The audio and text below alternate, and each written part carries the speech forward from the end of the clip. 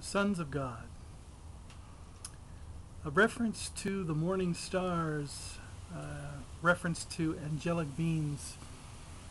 We see this term in the beginning. We see it referenced in Genesis when the sons of God lain with the daughters of man. We see this term referenced in the book of Job, a book that is perhaps older than the time of Moses, seeing as how it does not reference Torah specifically. In the beginning of Job, we see a council, the sons of God before the Lord.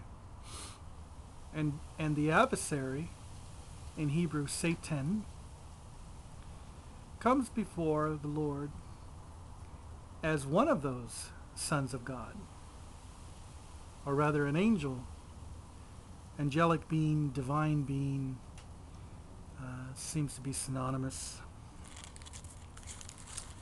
And of course,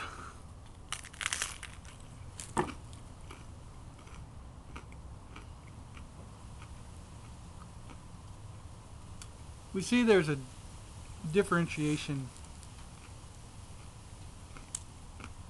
between the sons of God and God. The Lord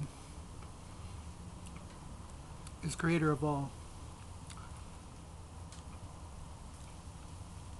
This Elohim is referenced in the Psalms.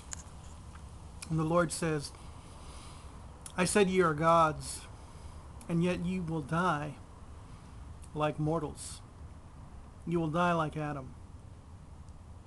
In reference to angelic beings, divine beings, dying like Adam.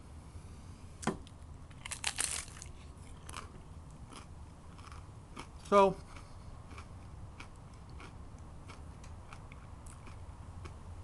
the Lord is still God over all.